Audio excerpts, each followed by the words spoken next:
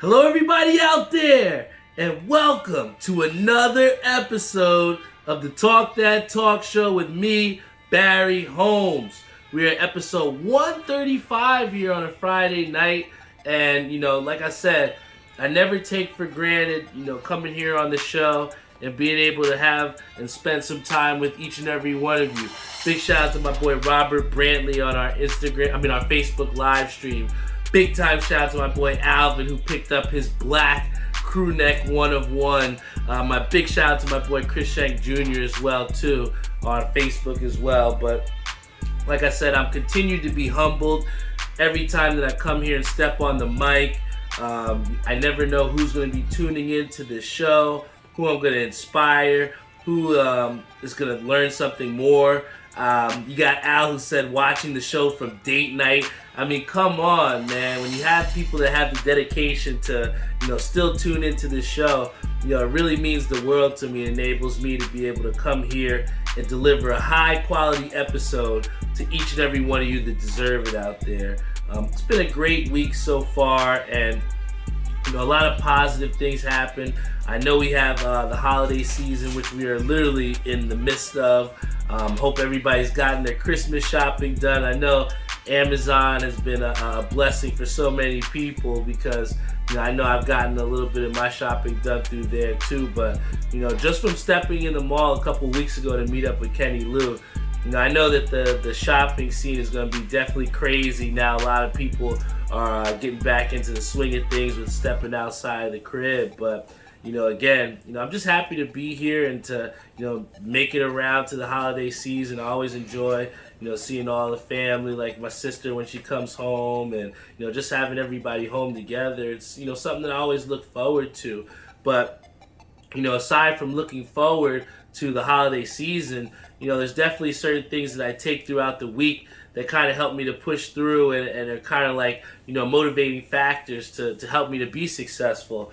And I came across this quote that I wanted to share with each and every one of you. And I think that, it can definitely be lost in a time where, again, things are difficult and, we're having those roadblocks. But this one surprisingly comes from Winston Churchill. I couldn't believe I'll be quoting a guy that's from like England back in God knows how long ago. But seriously, this is what he said. He goes, success is going from failure to success is going from failure to failure without a loss of enthusiasm. I mean, literally, it just happened there, right there. I mean, I'm trying to read you guys the quote, and I'm out here stuttering like I didn't pass school or I don't have an education. But the thing is, when you fail at certain things, you can't lose that enthusiasm. And I don't know how important that is, especially like, for example, when I told you guys just how difficult it's been as far as bowling, and how I think for the last 2 weeks has been the biggest struggle that I've had in my career in a long time. But I went through a span, like I said, continuing from last week, where I couldn't hit the side of a bar, and it didn't seem like I knew what the hell I was doing, and just couldn't put together a complete set. And when I think this quote says to you, as far as not losing enthusiasm, it's so easy for us to experience the hardships and the failures, and to not get the outcomes that we want. But it's so important to not lose that enthusiasm. My boy Jose, he says, talk that talk. I appreciate him so much because, we could be playing a game and he could be getting his ass kicked on Call of Duty or something, but he's still talking that shit, and that's why I appreciate him so much, because, at the end of the day, even though, you're failing, you can't let that energy go down.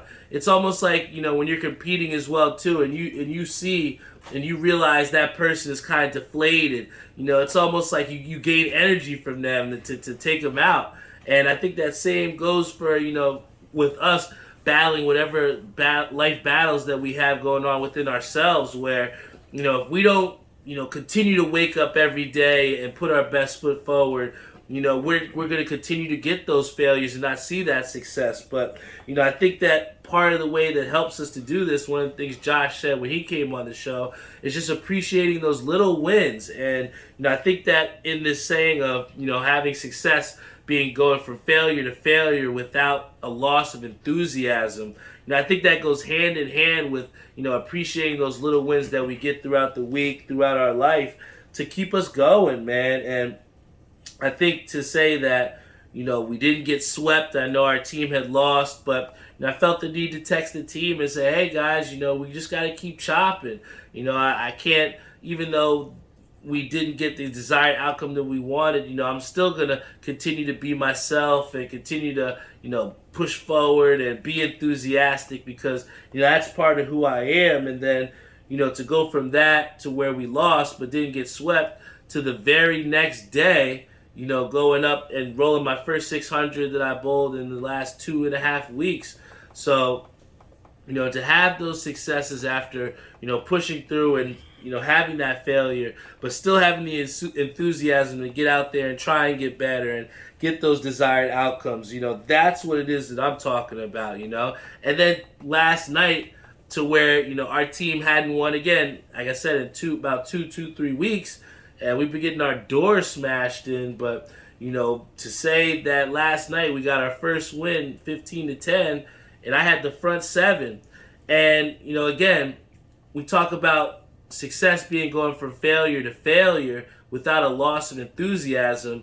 Here we had a situation where I had the front seven. I'm like, damn, I might be getting this perfect game tonight. Oh my gosh, I was so hyped. But I threw a shitty ball, didn't have hand in it, and I left a 7 count. But immediately afterwards, the girl ball next to me, shout out to Liz or whatever, but she's like, oh, you're an asshole. You missed the pocket on 7 in a row.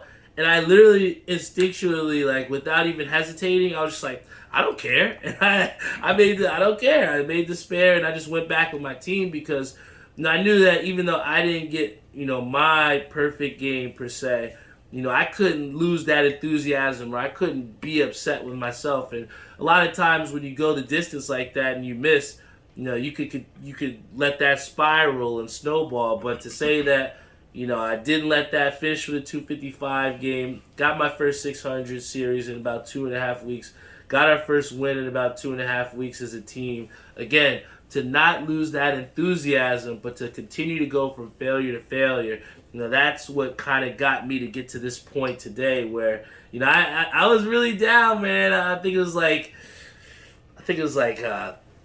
Monday or Tuesday, I remember just saying, like, I don't even know what I'm doing here. Like, I'm wasting time. I could be doing other shit with my time. But, again, to have the fortitude, the consistency, the enthusiasm to go out there and still chase my dreams of potentially getting to 300 or being the top in the league, those are things that are still realistic to me, and I'm not going to lose enthusiasm over. And again, to translate it to you all out there, you all can be just as successful whatever you put your mind to, but don't let the enthusiasm lack. You know what I'm saying? You got to keep that energy up and make sure it's positive. But again, I know you must know that I was a philosophy minor in college, right? Because I try to think very, deep and introspective with some of these things to pretty much draw out things that can help us, tangible things that can help us to be better people the next day. And I came across this quote about support, and it all draws to a story that I want to get to you guys very shortly. But the quote literally says, and this is an unnamed, it says unknown, but I think this is important. It says, when with the right set of mind, with the right people, good things happen. And I don't know like how, it can sound so cliche, but it's like, when you share those same core values, or you share the same integrity as another person, and when you've done things without asking for anything in return, it's beautiful the type of relationships that you can build, man. I've seen it within my own adult life where, some of my really good friends, granted, I still have my friends from, growing up and, the ones that I've had in college, but, some of my really good friends have been people that I've met, fairly recently. And, I think that the biggest thing about that is that, when you surround yourself with the right people, like this quote says, you're going to get the right results. And, I had always said to myself, I was like, I can only do one day after school, man. Like, being in the school all day, the first thing that I want to do is I just want to go home.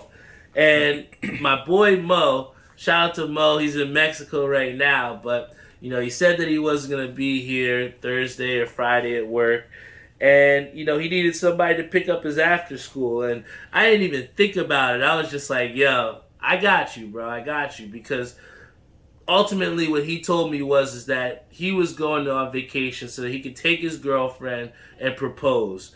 And just to give you guys an update, it is official. My boy got engaged to the shorty. Big congratulations to my boy Mo out there. But again, for me to be able to cover him so that he would be able to go out there, and I'm sure they would have been able to get it done regardless if I showed up or not, but I just wanted to be there to help him and to let him know that we are, friends, and I would do that for. I'll give up a Thursday where I don't have to rush home to get home before 4. I'll be a little bit later, and I think it's that sacrifice, is that what helps to build those relationships and long-term relationships, and for him to be messaging me on IG from Mexico, just so excited about everything. And one of the cool things that I actually got to help him out with was, again, we talk about when you keep the right frame of people around you, good things will happen. And from Mo coming and helping me out at recess and helping me do the job that I have to do on a daily basis, we've seen a direct result with the kids. Whereas for the first time, there are a lot of these kids that are playing, and interacting with students after being caged inside for the last 2 years. It could be a lot harder of a job than people think. And Mo's done a great job as far as helping me to make that transition seamless for these students.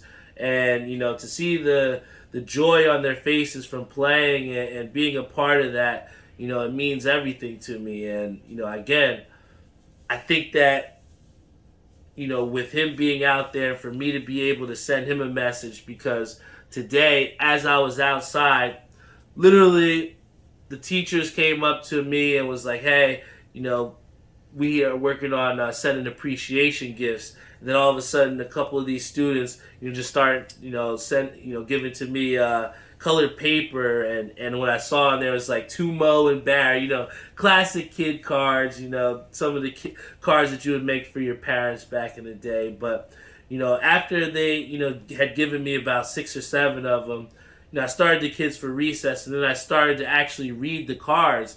And it was dope because, I think that, especially when people working in jobs and when you get caught up doing the same thing over and over again, you can lose that enthusiasm, or you can lose that appreciation for the things that you're doing and how substantial that they are.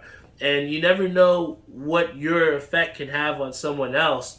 And to see these kids, giving us 6, 7, 8 cards, telling us, just how we're the best recess teachers and how they love us, and then, we make their day. Like, they could be just simple words, but the one thing about children is they don't lie; they speak from their hearts. So, to see that appreciation, and to then, send that to Mo while he's over on vacation, and to see that, even though he's not there, he's still being appreciated here. That was something I was happy to give him.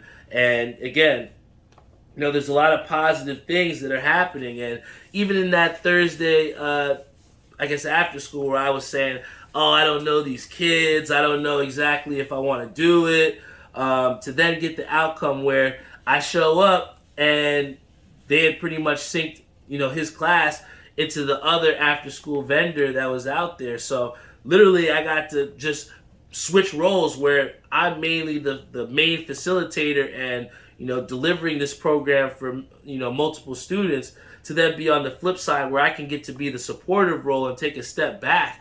It's something that I enjoyed, and, I jokingly said it was the easiest $200 I ever made, but, I appreciate it so much for the opportunity. But again, when you come through with enthusiasm, when you come in a supportive role, ready to help people out, it's no telling what positive things can happen, man. And, I definitely appreciated, getting that extra shift, being able to then, create a new bond with some new students that I hadn't seen in after school, because I only worked after schools Mondays. So, a lot of good things happened through that. And again, from keeping positive people around you, not just at my workplace, but, we all know how I've been doing my hat business as well, too, and I've always loved fitted caps, but, in the past year, 2 years, I've really stepped into that role of, providing exclusive hats that you just can't go get from the store that people really need. And, I remember a long time ago, he was a little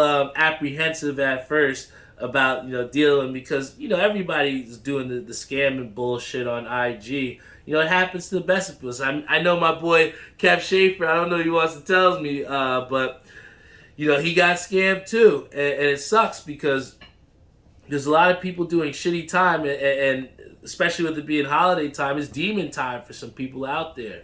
And you just got to make sure that whether you're dealing with Facebook Marketplace, Instagram, whatever, make sure you're doing the right transactions. And the best way that you can prevent yourself from getting scammed is make sure that you're dealing everything through PayPal, because you get buyer's protection there. So if someone tries to scam you, you can call that fraudulent, and PayPal will give you that insurance money back. So, again, if you are dealing with anything out of store and, hand-to-hand with people through, online merchandising, whatever, make sure you use PayPal. It'll save your ass. But, again, with people doing the scamming, I can understand why someone who hadn't dealt business with me before would be a little apprehensive.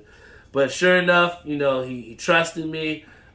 We've then been able to forge a bond where, he's all the way out in California, but we're, talking every day, and, he's become a real good friend. And, one of the things that he said to me in a text message on the IG, I want to read it, but he said, "Merry Christmas, big dog, and thanks for keeping it a buck." And in that text, it was just so dope, because little did I know that he sent a package to me. And, for me being always someone that hooks up people with the hats, going out of my way to do things for people, he's someone that over this past year or two, I've consistently hooked up with hats. He's actually here right now, Ribs Brims, shout out to him. But, like I said, we forged this bond, and sure enough, he sends me a text and said that he got something shipped to my house. I mean, guys, there's not many times where you're going to have someone that you're doing business for and they give you a Christmas present. So the one thing I said to him, I would open it on the show today with you guys. I don't know what it is. I haven't opened it, but I'm pretty sure I think it's a hat, man. But let's check this out, guys. Yo, again, Eric, I appreciate you so much. Thank you for this this Christmas present.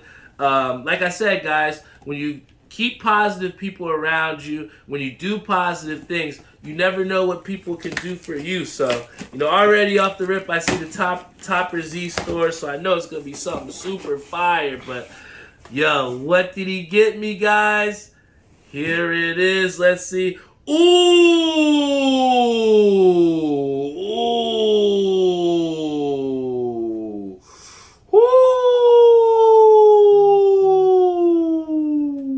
For those of you guys that can't see it on the podcast, my boy got me a Mets script hat. I actually do not have. There's not many Mets hats that I don't have, but he got me a Mets script hat with the 50th anniversary patch here, guys. This shit is fucking flames, man. Oh, with the stitched in Batterman in the back and the gray under visor. Yo, Eric, I appreciate, I'm putting this shit on right now, man. Fuck this hat. I'm putting this one on right now. Yo, my man, he laced me up, bro. Yo, once again, big time shout out to Eric Rivera. Guys, if you do positive shit, people will do positive things for you, but you just can't go out there and do things expecting things. I had no idea that my boy Eric was going to hook me up with something incredibly dope, and I literally had no idea what hat it would be. And, for him to come out here and give me a Mets hat that I've never had before, much love to California, much love to my boy Eric over there. But, I appreciate you so much, brother. And again, I just want people to know out there that, when you come with genuine, authentic love for people and come in a way, without really asking for much in return, guys, I can't stress to you just the great things that can happen to you in your life, man. And what could be so simple as a hat is just such a big gesture for me, guys. So again, big shout out to you, Eric. And I'm super hyped that I can be able to share this with everyone here on the show. But another good present that we got from the Rutgers basketball team as being New Jerseyans. I love the fact that Rutgers knocked off the number 1 Purdue in the rack. I mean, I graduated on that floor, man, from Edison High, and I just know how big and how jumping that place can be when everybody's filled in. But to see them actually go out and beat a number 1 team, I remember looking on I think it was like Game Time, and I was like, why the hell is a Rutgers basketball game $10,000 for courtside seats? I was like, what the hell is so important about Rutgers? Then come to find out now that they were playing the number 1 team, not even 10 minutes from my crib, man. If I wasn't bowling, I definitely would have went to that game. But, again, I think that this win, if you guys didn't see it, please Google the Ron Harper Jr. half-court buzzer beater to beat Purdue. You will not be disappointed. And to see him, hit that shot, not just for Rutgers, but for everybody in New Jersey, man. I think that everybody's been tired of just watching subpar basketball, subpar football. There's no reason. You live right down the street. There's no reason to go to the games. We joke. We as people from Central New Jersey joke about just how bad Rutgers is going to get smoked night in and night out. And I think that it's just dope to see this team have the success. And I can't remember the last time Rutgers knocked off a number 1 team. So big shout out to Rutgers. And, maybe this can be the turning point for them. I know Keith Pierce is a big Rutgers basketball fan. And, to see them at 5-4, I'm sure he's not happy. But, let's see what happens with them. Let's see if hopefully, this could be the turning point for them. And almost another team that's kind of paralleled them has been the New York Knicks, oddly enough.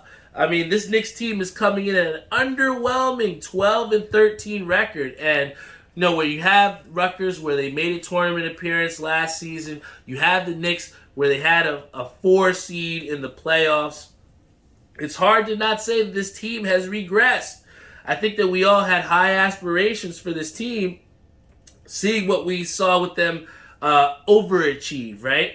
So now when you got a Kemba Walker, you got Evan Fournier, you re-signed some of your key players, you're thinking that you're going to get a much better team. And that just hasn't shown this season. Night in and night out, I question which Knicks team am I going to watch tonight, And I think that that's what's most frustrating, as a Knicks fan. We've seen Stephen A. blast the Knicks for just how terrible they looked. And, the same thing as far as what got them there last year. They were a pesky, consistent, good defensively team. And I just think that this season we haven't seen the same defensive effort and defensive results from a Knicks team that prided themselves. I look at this Knicks team and I look at a team without an identity. And I think that, ultimately, if the Knicks were to come into this saying that they wanted to get better and they wanted to be a contender and they want to be the Brooklyn Nets team, I just don't think that this Knicks team right now can win a playoff game. Win a playoff series. Sure they could win one game, but, to go out and beat a team 4 times, that is not easy. And with the inconsistency that this Knicks team has shown, it brings up questions of, is the right personnel involved? Do they need to make a midseason trade? Is Tom Thibodeau the reason why this team has regressed? These are a lot of questions that are really unanswered and that I technically can't even answer either because, again, we have kind of just went past the third part of the season, the first third.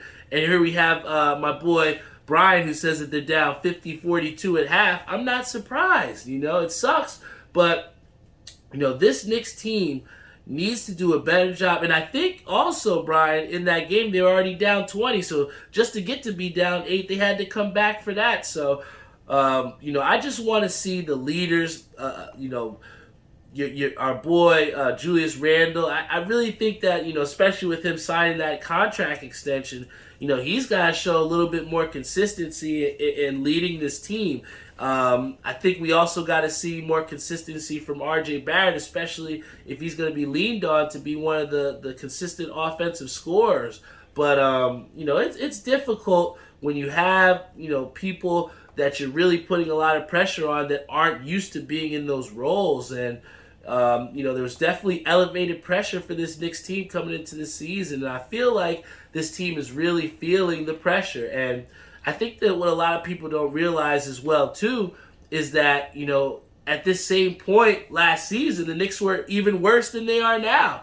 Last season, they really finished the season on a strong note, and that's how they kind of got to that high seed in the East last season, to where I think they had won something like 16 or 17 out of their last 20 games to finish the season. And that was a crazy, crazy streak. But, when you have that success, sometimes our expectations can get a little ballooned as well, too. But I don't want to write off this season too easy because, again, like I said, it's very early. But the one thing that you must point out is the red flags that do exist with this Knicks team. And right now, I just see a lack of leadership. I see a lack of a defensive presence, and that's all led to inconsistency. So if they can find a way to fix those three things, maybe we'll see that the Knicks are a little bit more competitive. But, I don't want to talk about the Knicks so much. It makes me so sad. But I do want to talk about UFC 269. And even though this fight card may not be as stacked as some of the previous fight cards, guys, there's still two big headline fights that we're going to see. Starting with Amanda Nunez and Juliana Pena. Okay, we get to see Amanda Nunez beat up another girl. I'm excited. Sign me up. I don't think that we're going to see anything less than a knockout from Amanda Nunez. I would even say it to maybe be an early knockout, second round knockout. I don't see this fight going the distance. Amanda Nunez is just on a league of her own, and that's just what it is. But the biggest fight, which is the headlining fight, is Charles Oliveira versus Dustin Diamond Poirier. Guys, if you are not a fan of UFC, if you've never watched a UFC fight before, you are definitely going to want to watch this headlining event. It's two very differing styles, and where you have a Charles Oliveira who will walk through fire. He wants to submit you, and he has a multitude of ways of doing it. And then you have a guy, Diamond Dustin Poirier, who has the heart of a lion. He will go down on his shield, and he's a great striker, and he literally has, how could I say? He's kind of cemented himself in a way to be paired with Conor McGregor, because it seems like, whatever has happened since those trilogy of fights, even in winning twice, he still seems to not have the respect of MMA fans and casual fans as well, too. But, I think that, with a win over Charles Oliveira, we will have no choice but to give the roses that, Diamond Dustin Poirier deserves. But I'm sorry, man, to come off fighting a guy in Conor McGregor who clearly isn't at the top of the food chain anymore, to then go and fight a Charles Oliveira who can fucking kill you. You know what I'm saying? Like, seriously. I think that that's too high of a mountain for, Dustin to climb. Charles Oliveira is the real deal. So if you want your UFC parlay from me, it's going to be inside the distance, like Jeffrey said, for Amanda Nunez. And then also, I'm going to tell you to put a money line on my boy, Charles Oliveira. And make sure you put a little bit on that, because that will be a great parlay for you. I promise you that. But in closing, I did want to also say one thing as well. We always talk about, the importance of doing things for yourself. And one of the things that I always said that I never had the chance of doing was, people always make fun of me for always wearing my sandals. If I didn't have to, I wouldn't wear socks. But, I kind of feel, Eric, you're like this. They kind of say that I'm like a Cali guy stuck in Jersey. But, one of the things that, I do enjoy is my fitted caps. But, I wanted to, step into something that I may not have a lot of experience in. And, all the people around me have loved the sneaker game. I got so many sneakerheads around me. And, big shout out to Say, big shout out to everybody that's kind of, put me on. But, I always would try in the sneaker app, Everybody always says you got to put your name in the raffle. And, for a long, long time, I would try and get these sneakers and try and get in sneaker raffles. But I would literally never win anything from Nike. Nike is so hard to win, like some really good exclusives. But for the first time ever, I was able to win a sneaker raffle. And I wanted to share with you guys the sneakers that I was able to cop. And these guys are super clean. These will actually be my first ever pair of Jordan 1s. And here we have the Gore-Tex. These are a collab, I guess, with Gore-Tex and Nike and Jordan. Here we got the green on the silver and the white. Yo, this shoe is absolutely flames, guys. And especially for me, who's not a sneakerhead and someone that isn't huge on the sneakers, for this to be my first ever pair that I win off Nike, I was super hype about it. And like I said, I remember the days. Big shout out to my boy Jump Out LO. If you guys haven't heard his album, I think it's called God's Timing, A Living Testament. Check him out on YouTube. Yo, I literally listen to that album maybe once or twice a day, and he has some real shit that he's saying on that album. Big shout out to Jump Out LO. But one of the things that he said on there is like, let me tell you what my life like. I was dead broke. All I could afford was white Nikes. And that's true, man. There was some times where maybe it might not have been, white Nikes, but I remember the times when I wasn't able to get the things that I wanted and I wasn't able to treat myself. And I think it's so important for you to go out there, whether it's, getting your nails done if you're a woman, or, getting a pair of sneakers, or getting a hat, or, giving yourself that extra appetizer at the restaurant. You got to do things to treat yourself, because at the end of the day, life is hard enough to live through the day, man. And, sometimes we can lose, track to that. But, also, again, to then be yourself and bet on yourself. I mean, I could have easily just swiped through and said, fuck it, I'll never win, I never win. But still put my name in the hat because I had nothing to lose, but everything to gain. And, to be able to, like I said, win that first one, that was so dope, man. And or Chris says, or a bowling ball. But yeah, man, investing in yourself and treating yourself is very important to maintaining that self-happiness, man. So, once again, thank you, Nike, for letting me win one for once. Jeez, man. But I got some flack from my dad last week. He said there's been no drink reviews. He hasn't been the only one. People have been requesting some drink reviews. So I'm going to tell you this, guys. This is one that I scooped off the shelves. My brothers kind of made fun of me because he said, yo, you're turning into an Angry Orchard guy. But this one right here, guys, is called the Peach Mango Angry Orchard. And, most times you got the crisp apple, you got the green apple, light, pink rosé. Angry Orchard's really done a good job of revitalizing the cider, man. But, this peach mango is something that's super fire. I got the chance to have it the other day, and I was very impressed, man. I was very impressed. But I'm going to try it here with you guys here on the show. This one, like I said, it's a hard fruit cider. It's got peach, mango, still got that cider taste to it. Guys, this absolutely is something that you're going to want to try out if you're a fan of cider. So let's have one together.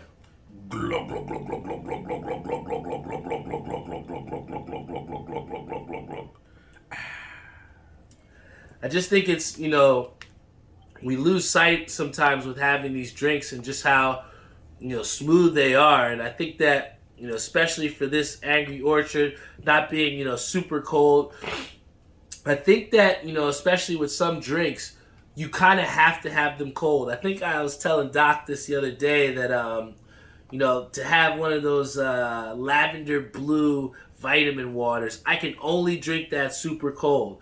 But here you have an Angry Orchard, And being literally at room temperature, just not refrigerated, is still just as good and just as smooth. So you don't have to keep this thing super frigid. This is the Peach Mango Angry Orchard, and you are not going to be disappointed.